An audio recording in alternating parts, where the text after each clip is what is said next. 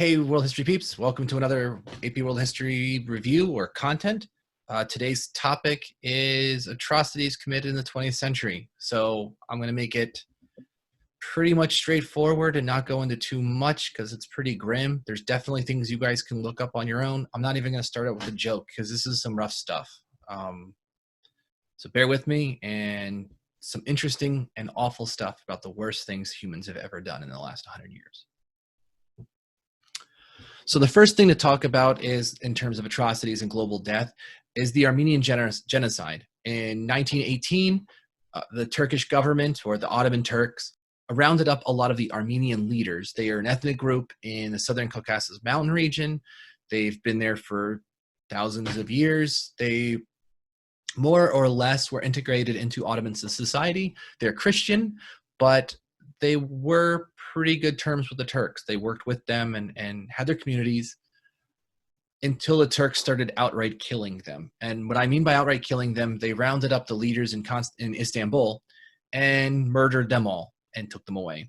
Then they basically said, we're defending ourselves from this insurgent group. They marched everyone out of Turkey either towards Syria or present-day Armenia. But they committed a lot of atrocities in the process, either putting women, children, civilians on boats into the Black Sea and then torpedoing the boat when they were out to sea. Chopping heads off, displaying them on displays and having your picture taken with a shelf full of human heads. Some really awful things.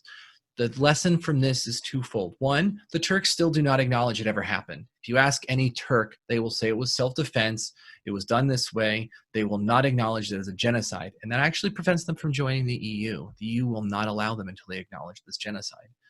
The next thing is, Hitler's comments when meeting about the Jews was, after all, who remembers the Armenians? When over, easily estimates go from 750,000 to 1.5 million people were systematically killed with that. So that started off the 20th century. And then right after that wasn't an atrocity, but it was definitely a result of global trade, looking for help in terms of understanding changes in continuities over time. The Black Death, and then the Spanish flu or influenza epidemic of 1919 to 1920, or 1918 to 1919. You all are getting a good history lesson in a lot of that by being in a quarantine now, 100 years later. But that flu killed more people than World War I, including the first spouses of my dad's grandparents. So fun little fact is that Baltimore was hit pretty bad, and my dad's grandfather lost his wife. My dad's paternal grandmother lost her husband to flu symptoms. That's one episode of pandemic disease. While there were others that spread eventually, they're usually isolated. Second, the amount of suffering going on. One of them called the Lost Generation, and it's basically a lot of the World War I soldiers suffering with PTSD before they knew what it was. Despondent, shattered, the shock of war really got to them. They couldn't hold it together, and there were a lot of wounded, either physically or mentally, from the shock of World War I, which was probably one of the worst wars ever to be. The other thing that happened really after is famine, particularly in 1930, when they collectivized the Ukrainian farmlands. The Ukrainians in the Soviet Union resisted. And so you either gave up your land, or you were executed, or you were deported. And by deported, it wasn't to a different country. You were thrown somewhere else in the middle of nowhere in Russia. So imprisoned or exiled, whatever, they got rid of you if you opposed. So what a lot of them did was they killed their animals. I raised this animal, this is mine, and you're collectivizing and taking my farm, well, you're not getting my animals. And they shot them all. So what happened was productivity decreased. Secondly, as this was going on, the Russian government was trying to fuel more food into the cities. So the city folk got more food, even though the people in the farmlands didn't. And so a lot of people in farmlands started moving into the city. You know, the people that knew how to run the fields, and then they brought in other people who are unskilled labor and tried to run the fields afterwards, which created a further downturn of productivity. Then they weren't feeding them the same amount, which led to more downturn in productivity. So all in all, anywhere from 7 to 10 million people, particularly in Ukraine, were killed through this method. It was preventable in that food could be rearranged or imported. World War II casualties, remember 2/3 of the 75 million people dead were civilian. So all forms of atrocities. Obviously, the first one to mention is the Holocaust, particularly the final solution, as Hitler called it, to the Jewish question. Several places have always called the Jewish question is, what do we do with the Jews? In pre-Soviet Russia, Tsarist Russia, the Jews had basically what was called a containment zone, mainly Poland and Eastern Europe. They had places Jews could live and places Jews couldn't. That was their solution to the Jewish problem. That was, if the Jews were a problem because they weren't Christian, they wouldn't follow all the rules of Christianity. So therefore, they were outside society. What do we do with them?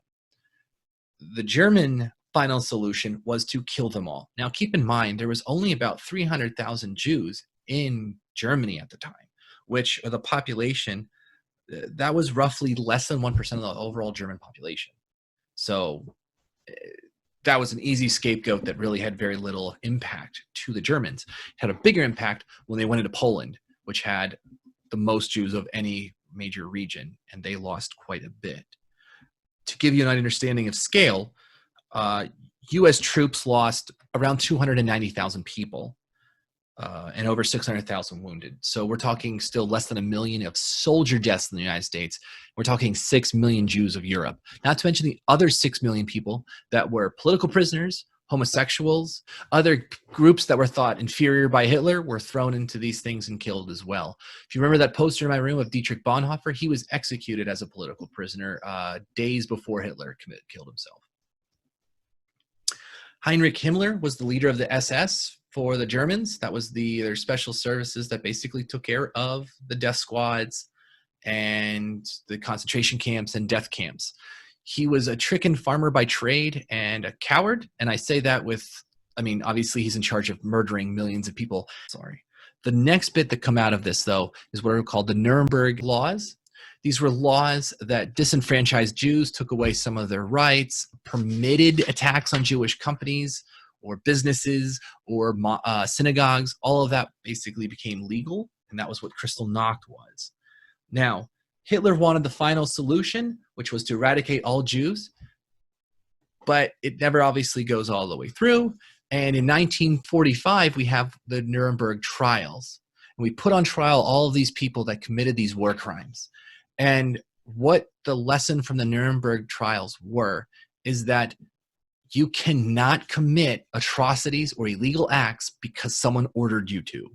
A lot of the Germans' defense were, I was just following orders.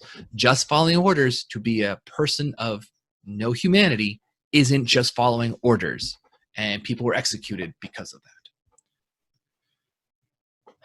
The Japanese felt no sympathy towards any non-Asian people.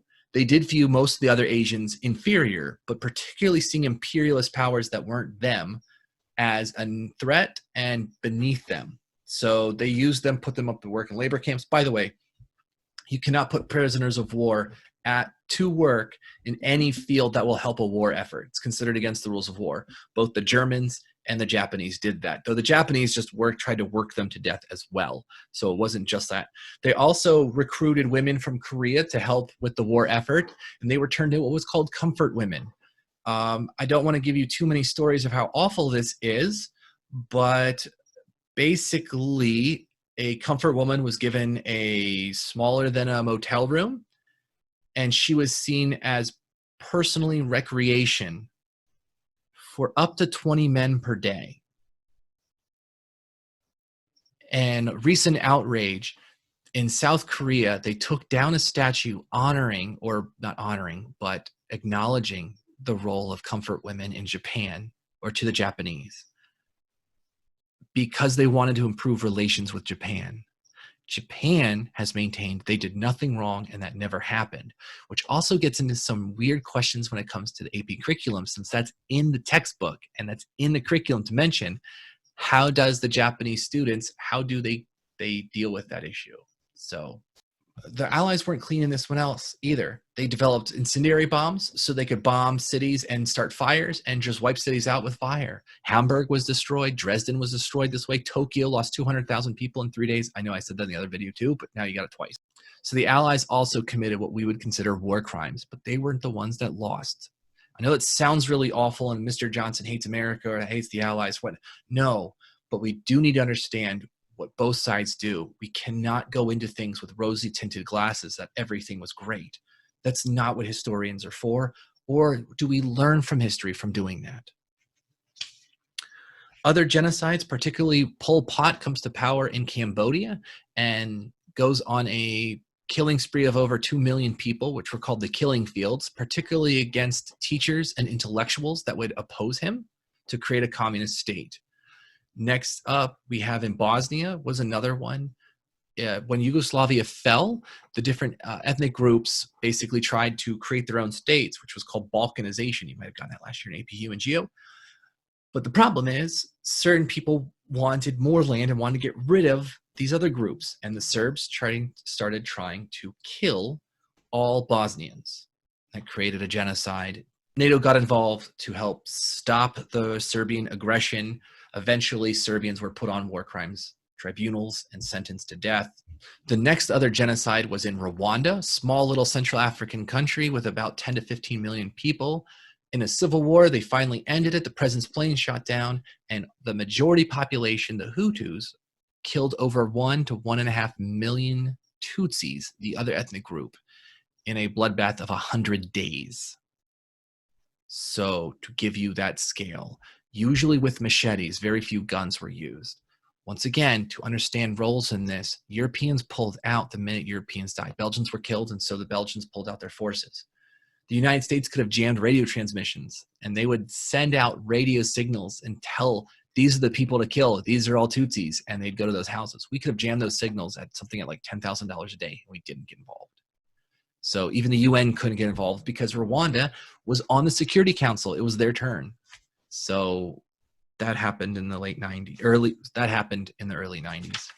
Then you have in Sudan, you have Arabs from the government or supported by the government attacking particularly Black Africans, more similar to sub-Saharan Africans, that are farmers, whereas the Arab people are more herders, and seeing religious differences, seeing ethnic differences, seeing farm and property and all different types of cultural differences, decide to kill and wipe them out to take their land, causing the genocide in Darfur.